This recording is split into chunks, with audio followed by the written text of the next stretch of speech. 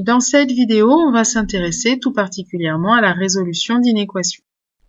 Alors, qu'est-ce que c'est qu'une inéquation? Eh bien, c'est tout simplement une inégalité de deux expressions dans lesquelles apparaissent des lettres. On a le même vocabulaire qu'avec égalité et équation, inégalité, inéquation.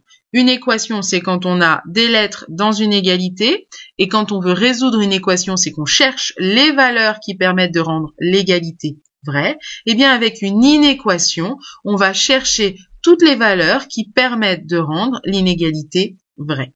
Alors, dans une inéquation du premier degré à une inconnue, c'est-à-dire premier degré, on n'aura pas de carré, pas de cube, juste la lettre simple, sans exposant, et à une inconnue, c'est-à-dire qu'on aura une seule lettre dans les inégalités. Donc, on va maintenant voir un exemple pour résoudre une inéquation, c'est-à-dire trouver toutes les valeurs de l'inconnu qui rendent l'inégalité vraie. L'inéquation qui est choisie, c'est 4x moins 2 est strictement positif.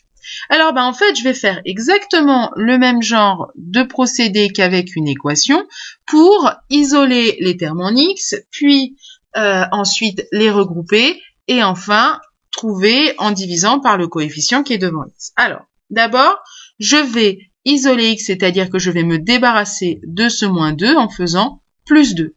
Et je vais le faire de la même chose des deux côtés de l'inégalité. Et je sais, d'après la règle numéro 1 que j'ai vue tout à l'heure, que si j'ajoute 2, je ne change pas le sens de l'inégalité, donc je garde le symbole strictement supérieur. Je rajoute 2, donc des deux côtés. Ce qui signifie que moins 2 plus 2, ça fait 0, il me reste que 4x, et donc que 4x, il est plus grand que 2. Maintenant, puisque j'ai un 4 devant mon x, j'ai coefficient 4, je vais diviser par 4 les deux membres de l'inégalité.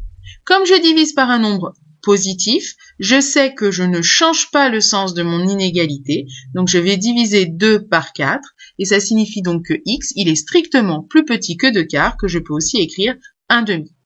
Donc les solutions de l'inéquation, c'est tous les nombres x qui vont être strictement plus grands que 1 demi.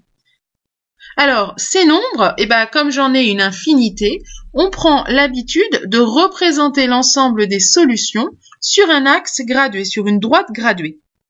J'ai ici dessiné une droite graduée, j'ai placé le nombre 1 demi qui nous intéresse puisque c'est le nombre à partir duquel on va avoir les valeurs qui rendent l'inégalité vraie. Comme c'est les valeurs qui sont strictement plus grandes que 1 demi, je vais colorier toute la partie de la droite graduée qui est plus grande que 1 demi. Et alors, pour 1 demi, comme il est exclu des solutions, je vais aller mettre un symbole qui veut dire que je n'appartiens pas, que 1 demi n'appartient pas à l'ensemble des solutions. C'est-à-dire, je vais mettre 2 barres à l'extérieur des solutions. Et ça, c'est une manière de dire que 1 demi n'appartient pas à l'ensemble des solutions en mettant donc ce crochet qui va vers l'extérieur des solutions. Voyons voir ce qui se passe quand on veut représenter l'ensemble des nombres qui sont ici x inférieur ou égal à 1, autrement dit, il va falloir prendre la valeur 1. Comme on veut que ce soit plus petit que 1, on va aller colorier toute la partie de la droite graduée qui est plus petite que 1. Et comme 1 appartient aux solutions, on va mettre un crochet du côté des solutions pour dire que 1 appartient aux solutions.